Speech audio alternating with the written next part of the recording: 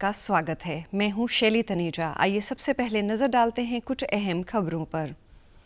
प्रधानमंत्री ने किशोरों के कोविड टीकाकरण अभियान पर व्यक्त की प्रसन्नता। केंद्रीय स्वास्थ्य मंत्रालय ने राज्यों और केंद्र शासित प्रदेशों से कोविड के प्रसार पर नजर रखने और कोविड जांच बढ़ाने को कहा। और हरियाणा में परिवार पहचान पत्र के माध्यम से अब तक 67 लाख परिवारों के 2 करोड़ 73 लाख लोगों ने स्वयं अपना डाटा किया घोषित। और अब समाचार विस्तार से।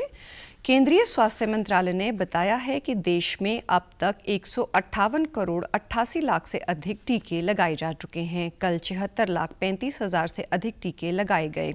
प्रधानमंत्री नरेंद्र मोदी ने किशोरों के कोविड टीकाकरण अभियान पर प्रसन्नता व्यक्त की है। आज एक ट्वीट में श्री मोदी ने कहा कि युवा भारत अपना मार्ग प्रशस्त कर रहा है।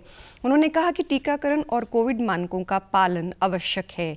देश मिलकर इस महामारी का मुकाबला करेगा। 15 से 18 आयु वर्ग के 50% से अधिक किशोरों को टीके की पहली डोज लगने पर प्रसन्नता व्यक्त करते हुए उन्होंने कहा कि इस गति को बनाए रखें। पिछले 24 घंटे में कोविड के 2,82,000 से अधिक नए रोगियों की पुष्टि हुई है, जबकि 1,88,000 से अधिक मरीज स्वस्थ हुए हैं। इस समय 18,31,000 रोगी उपचाराधीन हैं। स्वस्थ होने की दर 93.88% है। अब तक 3 करोड़ 55 लाख से अधिक लोग संक्रमण से ठीक हो चुके हैं। स्वास्थ्य मंत्रालय ने कहा है कि राज्यों और केंद्र शासित प्रदेशों को अब तक 158 करोड़ से अधिक कोविड रोधी टीके उपलब्ध करवाए जा चुके हैं।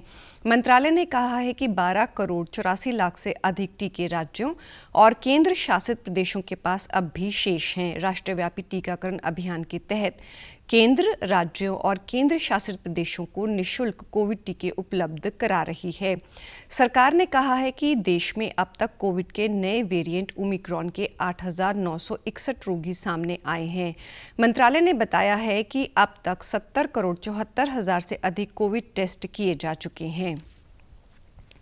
केंद्रीय स्वास्थ्य मंत्रालय ने कोविड महामारी के प्रसार पर प्रभावी नजर रखने और तत्काल कार्रवाई करने के लिए राज्यों और केंद्र शासित प्रदेशों से कोविड जांच बढ़ाने को कहा है। राज्यों और केंद्र शासित प्रदेशों को लिखे पत्र में केंद्रीय स्वास्थ्य मंत्रालय की अपर सचिव आरती आहूजा ने कुछ क्षेत्रों में संक्रमण दर में वृद्धि को देखते हुए सलाह दी है कि वे इस पहलू पर तुरंत ध्यान दें और नीतिगत स्तर पर परीक्षण बढ़ाएं। उन्होंने कहा कि कोविड के नए वेरिएंट ओमिक्रॉन को विश्व स्वास्थ्य संगठन ने चिंताजनक वेरिएंट की श्रेणी में रखा है। ओमिक्रॉन देश में फैल रहा है। भारतीय आयुर्विज्ञान अनुसंधान परिषद के आंकड़ों से पता चलता है कि कई राज्यों और केंद्र शासित प्रदेशों में जांच में कमी आई है। उन्होंने कहा कि ICMR के परामर्श का उद्देश्य यही है कि शीघ्र जांच से तुरंत पृथकवास और देखभाल हो सके। महामारी प्रबंधन के लिए जांच एक महत्वपूर्ण प्रक्रिया है। इससे संक्रमण के नए क्लस्टर और नए हॉटस्पॉट की पहचान करने में मदद मिलती है और महामारी की रोकथाम के लिए तत्काल कार्रवाई की जा सकती है। उन्होंने कहा कि इससे राज्य और जिला प्रशासन संक्रमण के फैलने पर रोक लगा सकते हैं और महामारी से होने वाली मौतों को कम किया जा सकता है। हरियाणा के राज्यपाल बंडारू दत्तात्रेय ने कोरोना वायरस से बचाव के लिए भारतीय रेड क्रॉस सोसाइटी द्वारा तैयार की गई 4,000 हाइजीन किट के 2 ट्रकों को रेड क्रॉस की झंडी दिखाकर 22 जिलों के लिए रवाना किया। इस किट में साबुन, तेल, टूथपेस्ट, टूथब्रश, नैपकिन आदि सफाई से संबंधित सामग्री है। ये सामग्री इस प्रकार से 150 से लेकर 200 किटों तक हर जिले में पहुंचेगी।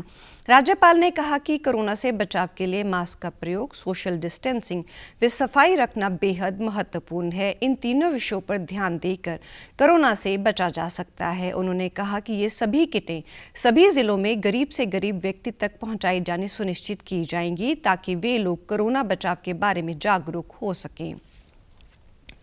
हरियाणा के मुख्यमंत्री मनोहर लाल ने कहा कि सरकार ने लोगों की अपेक्षाओं के अनुरूप कार्य करने के लिए परिवार पहचान पत्र जैसी महत्वाकांक्षी योजनाएं क्रियान्वित की हैं ताकि सही और पात्र व्यक्तियों को सरकार की योजनाओं का लाभ सीधा मिल सके।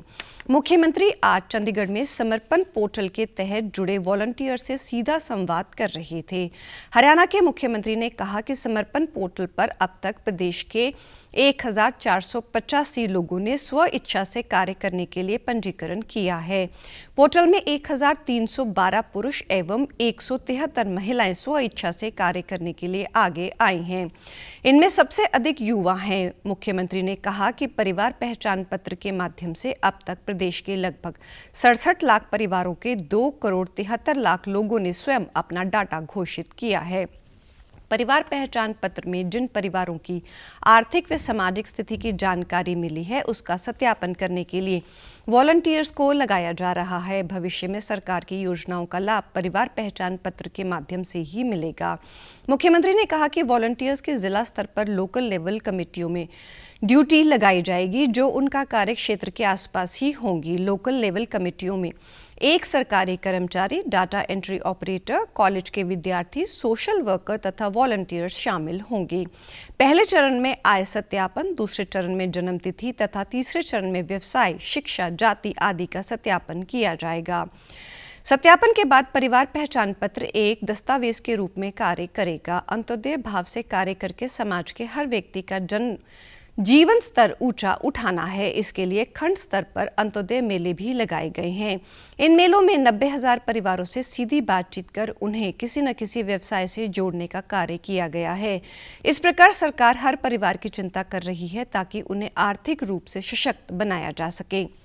मुख्यमंत्री ने 25 से 30 वॉलंटियर से सीधा संवाद किया और उनके सुझाव भी आमंत्रित किए। प्रधानमंत्री नरेंद्र मोदी इस महीने की 30 तारीख को आकाशवाणी से मन की बात कार्यक्रम में देश और विदेश के लोगों से अपने विचार साझा करेंगे। ये मासिक रेडियो कार्यक्रम की 85वीं कड़ी होगी। प्रधानमंत्री ने लोगों से इस महीने की कड़ी के लिए लोगों से अपने सुझाव आमंत्रित किए हैं। एक ट्वीट में श्री मोदी ने कहा कि वे लोगों से इस महीने के कार्यक्रम के लिए संभावित विषय और मुद्दों के बारे में सुनना चाहते हैं। उन्होंने लोगों से माईगॉव, नमो ऐप पर अपने सुझाव रिकॉर्ड कर भेजने का अनुरोध किया। जनता टोल फ्री नंबर 1800-117800 पर डायल कर प्रधानमंत्री के लिए हिंदी या अंग्रेजी में अपना संदेश रिकॉर्ड कर सकते हैं। संदेश भेजने के लिए फोन लाइन्स 28 जनवरी तक खुली रहेंगी। रिकॉर्ड किए गए इन संदेशों में से कुछ को कार्यक्रम में प्रसारित किया जाएगा। इसके अलावा 1922 पर मिस्ड कॉल देकर SMS में प्राप्त लिंक पर सीधे प्रधानमंत्री को अपने सुझाव भी भेजे जा सकते हैं। शिरोमणि अकाली दल, कांग्रेस और समाजवादी पार्टी के कई नेता कल भारतीय जनता पार्टी में शामिल हो गए हैं।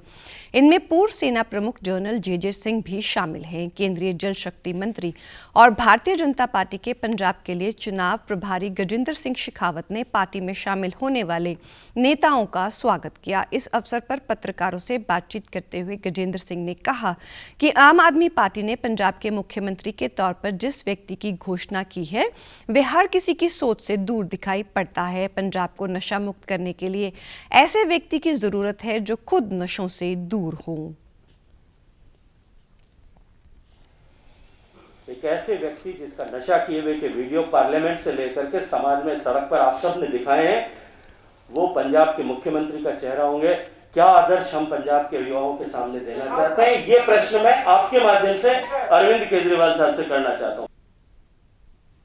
भारतीय जनता पार्टी के प्रदेश महामंत्री जीवन गुप्ता ने कहा कि भगवंत मान को मुख्यमंत्री पद का उम्मीदवार बनाए जाने से पता चलता है कि आम आदमी पार्टी पंजाब के लिए कितनी गंभीरता से सोच रही है। प्रधानमंत्री नरेंद्र मोदी ने राष्ट्रीय आपदा मोचन बल NDRF को उसकी स्थापना दिवस पर बधाई दी है। उन्होंने आज ट्वीट संदेश में कहा कि NDRF की टीमें चुनौतीपूर्ण परिस्थितियों में बचाव और राहत उपयोगों में सबसे आगे रहती हैं। NDRF का साहस और दक्षता बेहद प्रेरक है। प्रधानमंत्री ने NDRF की टीमों को उनके भविष्य के प्रयासों के लिए शुभकामनाएं दी। श्री मोदी ने कहा कि आपदा प्रबंधन सरकारों और नीति निर्माताओं के लिए एक महत्वपूर्ण विषय है। जहां आपदा प्रबंधन दल आपदाओं के बाद की स्थिति से निपटने में कार्य करते हैं, ऐसे में देश को आपदा सहने में सक्षम बुनियादी ढांचे ढांचे के बारे में भी सोचना होगा और इस विषय में अनुसंधान पर ध्यान केंद्रित करना होगा। राष्ट्रीय आपदा मोचन बल एनडीआरएफ आज अपना 16वां स्थापना दिवस मना रहा है। 2006 में आज ही के दिन एनडीआरएफ का गठन किया गया था। राष्ट्रीय आपदा मोचन बल आपदाओं से निपटने में सक्षम दुनिया में सबसे बड़ा एक समर्पित बल है। बहुकुशल और आधुनिक तकनीक से युक्त एनडीआरएफ इमारतों के ढहने, भूसंखलन, विनाशकारी बाढ़ और समुद्री तूफान जैसे सभी तरह की प्राकृतिक और मानव निर्मित आपदाओं से प्रभावी ढंग से निपटने में सक्षम है। एनडीआरएफ की टीमें देश भर में तैनात हैं। कोरोना वायरस का खतरा भी टला नहीं है, इसीलिए सभी से निवेदन है कि बाहर जाने के समय मास्क जरूर पहनें, सामाजिक दूरी बनाए रखें, बार बार अपने हाथ साबुन से धोएं और सैनिटाइजर का इस्तेमाल करें। और आप हमारे समाचार YouTube channel DD news Chandigarh, Facebook DD news Chandigarh, Twitter handle DD news CHD पर भी देख सकते हैं। इसी के साथ चंडीगढ़ से समाचारों का सिलसिला समाप्त होता है। अब मैं स्टूडियो से बाहर जा रही हूं तो मैं अपना मास्क पहन रही हूं। आप भी घर से बाहर जाएं तो मास्क जरूर पहनें। नमस्कार।